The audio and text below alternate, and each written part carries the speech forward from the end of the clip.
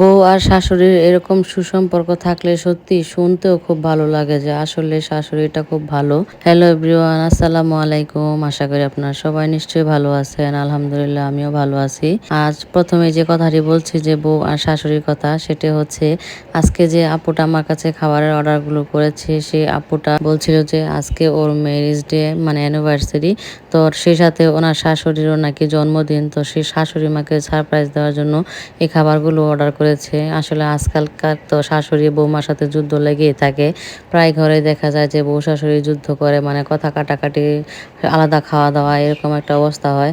তো ভালো শাশুড়ি পাওয়া কিন্তু সত্যি ভাগ্যের ব্যাপার। প্রত্যেকটা মেয়ে কিন্তু বিয়ের পরে খুবই আশা করে যে ওর হাজব্যান্ডটা সাপোর্টিং থাকবে, শাশুড়িটা মা ভালো থাকবে, শাশুড়িটা মেয়ের মতো আদর যত্ন করবে, আর মেয়েটাও যেন শাশুড়ি মাকে মায়ের মতো দেখে, মায়ের যত্ন করে। তো এরকম আসলে ভাগ্য করে পাওয়া যায়, তবে সচরাচর মিলে না। তো যে আপুটা খাবার অর্ডার করেছিল ওর শাশুড়ি তো মনে হয় খুবই ভালো, আর ও ওর শাশুড়িকে সারপ্রাইজ দেওয়ার জন্য এরকম একটা প্ল্যান করেছে। সত্যি ওদের সম্পর্কটা দেখে খুবই ভালো লাগলো। তো যাই হোক, বলতে বলতে আমি দেখিয়ে দিচ্ছি যে আজকে আপুটার জন্য কি কি রান্না করেছিলাম। তো আমি এখানে পোলাও রান্না করার জন্য রাইসটা ভালো করে ধুয়ে নিচ্ছি, তারপর পানি দিয়ে ভিজিয়ে রাখবো। আর এখানে আস্ত মুরগির রোস্ট ছিল। আর এখানে যে ছোট অংশগুলো দেখতে পাচ্ছেন, এটা হচ্ছে আমাদের ঘরের বাচ্চাদের জন্য। দেখা গেছে আমি আবার আলাদা করে রান্না করবো, তো ওদের রান্নার সাথে আমাদের বাচ্চাদের জন্য ঘরে রান্না করে নিচ্ছি। ওদের ছিল একটা আস্ত মুরগির রোস্ট, পোলাও ছিল, পুডিং ছিল, 2টা কেক ছিল, তারপরে ছিল ডিমের কোরমা। তো এই তো এগুলো আমি রান্না করে নিয়েছি একে একে করে। পুডিংটা আর কেকটা আমি রাতে বানিয়ে রেখেছি, যেহেতু এগুলো ফ্রিজে থাকলে ভালো থাকে এবং সুন্দর করে সেট হয়ে যায়। তো পুডিংটা আমি বানিয়ে নিয়েছিলাম আগেই, আর কেক 2টা। তো এখানে আমি ডিমটাও সিদ্ধ বসিয়ে দিয়েছি, এক একটা রান্নার পর এক একটা করে নিচ্ছি, যেহেতু সময় মতো খাবারগুলো পাঠাতে হবে। আসলে বউ শাশুড়ির এরকম সম্পর্ক দেখে আমার খুব ভালো লাগছে। আশা করি তোমরাও ভালো থাকবা, তোমাদের জন্য দোয়া রইলো, তোমাদের সম্পর্কটা যেন সবসময় ভালো থাকে। রোস্ট রান্নার ক্ষেত্রে গ্রেভিটাই কিন্তু মেন, মানে যখন আমরা মশলাটা কষাবো তখন কিন্তু অবশ্যই সময় নিয়ে কষাতে হবে, যেহেতু এটা লং প্রসেস। আমি তো বড় ভিডিও আপনারা দেখবেন না, তাই ছোট করে শর্ট করে দিয়েছি।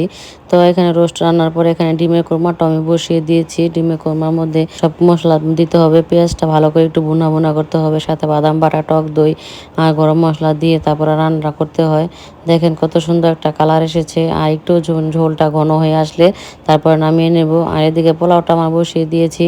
পোলাওটার মধ্যে দিয়েছি আমি শুধু পেঁয়াজ কুচি, ঘি, তারপরে হচ্ছে বাদাম বাটা, আদা পেস্ট, তো গরম মশলার গুঁড়া। তো এগুলো দিয়ে সিম্পলভাবে পোলাওটা রান্না করি। তো এখানে ডিমের কোরমাটা আমার রেডি হয়ে গেছে, এখন আমি নামিয়ে নেব। খুব সুন্দর কালার এসেছে আর এত সুন্দর একটা ফ্লেভার আসছে। তো এখানে আমি আমাদের ঘরের জন্য কিছু কলিজা ভুনা করব। তো কলিজা আর এবং ফুসফুসগুলো ছোট ছোট করে কেটে নিয়েছি এবং সিদ্ধ করে নিয়েছি। দেখেন কত একটা রক্ত বের হয়েছে, পানিটা একদম কালো হয়ে গেছে।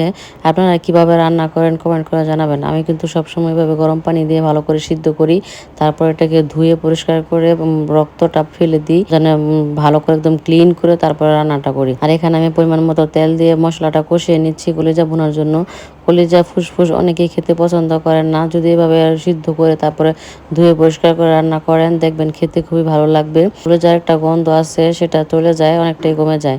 তো এইভাবে রান্না করলে কিন্তু খুবই মজা লাগে। তো এখানে আমি ভালো করে মশলা দিয়ে কষিয়ে নিয়েছি, তারপরে রান্নাটা আমি কমপ্লিট করেছি। আর এখন খাবারগুলো সব আমি বেরিয়ে নিচ্ছি বক্সের মধ্যে, যেহেতু আমার সময় হয়ে গেছে। এখানে আস্ত মুরগির রোস্ট ছিল, কেক ছিল 2টা। দেখেন কেকটা কেমন হয়েছে অবশ্যই কমেন্ট করে জানাবেন। আর আজকের ব্লগটি এখানে শেষ করে দিচ্ছি। সবাই ভালো থাকবেন। ভিডিওটি যদি ভালো লেগে থাকে অবশ্যই পেজে একটা লাইক কমেন্ট শেয়ার করবেন।